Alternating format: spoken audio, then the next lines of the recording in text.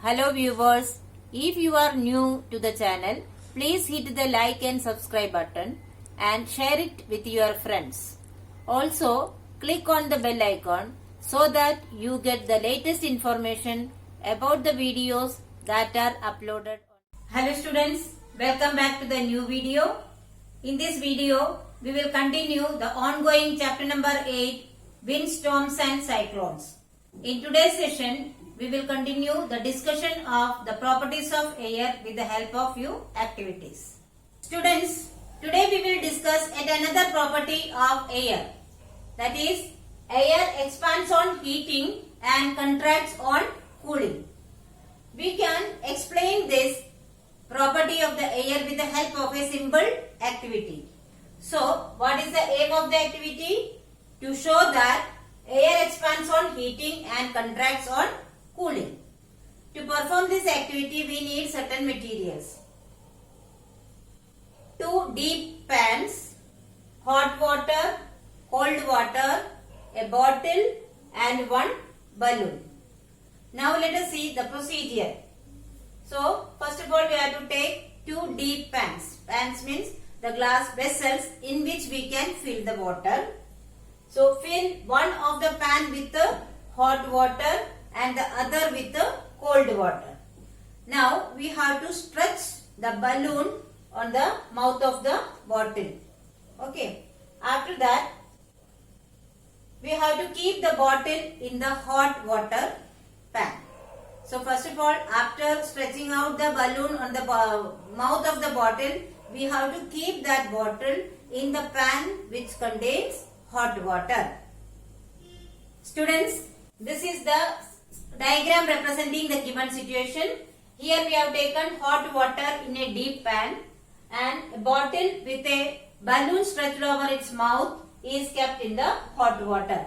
Let us see what happens to the balloon. See, in the observation, we can see that the balloon slowly gets inflated. How does the balloon gets inflated? See, this is hot water. So, the heat from the hot water heats up the air inside the bottle. When we say an empty bottle, is it actually empty? No, it has got air filled in it. So, the heat from the hot water heats up the air inside the bottle.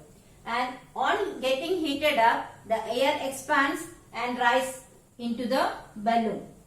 And when the balloon is filled with air, its size becomes bigger. That is why we can see that the balloon is inflated. Now what we have to do? We have to keep the bottle in the another pan with the ice cold water. See, after some time, we can see that the balloon gets deflated and become shrink. Why does the balloon get deflated? Here, when the bottle is kept in the ice cold water, the air inside the bottle also become cool, and on cooling the air contracts. Therefore, the air from the balloon is also cooled and it gets contracted. Therefore, the balloon gets deflated and become shrink. See, place the bottle in the pan containing cold water and we can see that the balloon deflates and shrink. So, from this activity, what we can conclude? We can conclude that air expands on heating and contracts on cooling. Students, in the activity we have seen that air expands on heating. Now we will understand why does the air expand on heating. See, the expansion and contraction of air depends on the amount of heating. If the greater the heating, the greater will be the expansion. That means if we apply more amount of heat, then more expansion will be there. On heating, what happens to the air? On heating, the air expands and occupies more space. When the same thing occupies more space, then it becomes lighter. That means same quantity of air is occupying more space. That means it becomes lighter or less dense. The warm air is therefore lighter than the cold air and therefore it rises up. Now we have seen that warm air rises. Then what happens to the cool air? The cool air, being heavier than the warm air, sink towards the earth's surface. That means the cool air comes down towards the earth's surface. So this happens due to the convection mode of heat transfer. Students, you have already learned about convection. What is convection? This is the method of heat transfer in which the mass of the medium moves by itself from one place to another place. Therefore, the cool air moving towards the earth's surface is due to the convection mode of heat transfer. As the warm air rises up, the air pressure at that region is reduced. That means when warm air is raised up, then the area experiences a low pressure. Okay, so we can say that cool air moves in to take the place of warm air. That is, the wind is caused due to the variation in pressure. So how is wind caused? Wind is caused due to the variation in air pressure. So wind is formed due to the variation in air pressure. Then what is the direction of wind? Yes, the wind always blows from a region of higher pressure to a region of low pressure.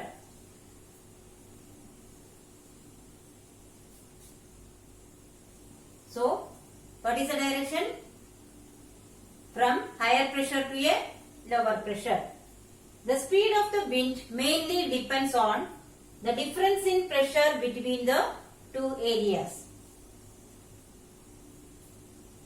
So, what is the factor on which the speed of wind depends on?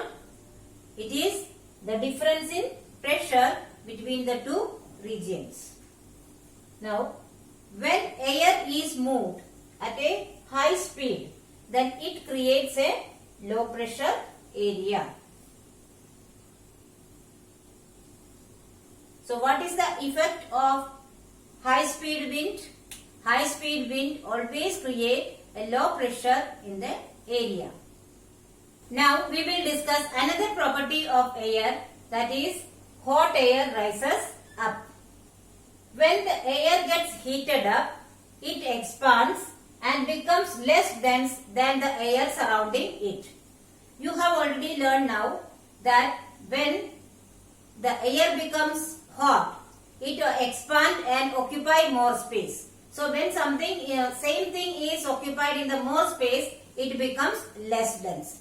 So this less dense hot air then floats in the more dense cold air and rises up. This is the reason the smoke goes up. Actually, what is smoke and how is it formed? Smoke is formed when something is burnt. So, when something is burnt means the air surrounding it also become warm. Okay. So, the warm air starts rising up.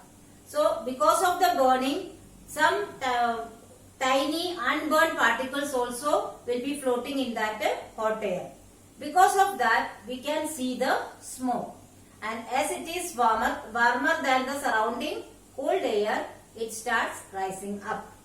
Therefore, we say that the smoke always goes up. Now, another practical application of the expansion of air and the hot air rises up is our hot air balloon. That means, what is the working principle of hot air balloon? The expansion of air on heating and the property of air that the hot air rises up. Now, we will discuss one activity to prove that hot air rises up. So, what is the aim of this activity? To prove that hot air rises up. What are the materials required? We need 2 paper bags, 1 piece of thread and a candle. Okay. Now, what is the procedure? Take 2 paper bags of the same size and hang them in the inverted position, that is upside down, on the 2 ends of a wooden stick. Then tie a piece of thread in the middle of the stick and balance it, both the bags are tied at the two ends of the stick. Okay. Now we have tied a thread in the middle of the stick. So we have to hold the stick with the help of that thread and in a balanced position. So after holding like that, we have to keep a lighted candle under any one of the bag. And then we have to observe it. Let us see what will happen to the position of the bags.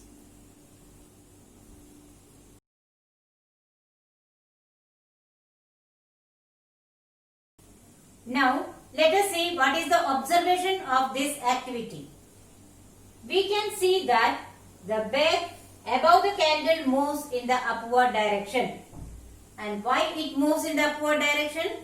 Because as the air in it gets heated up, it expands.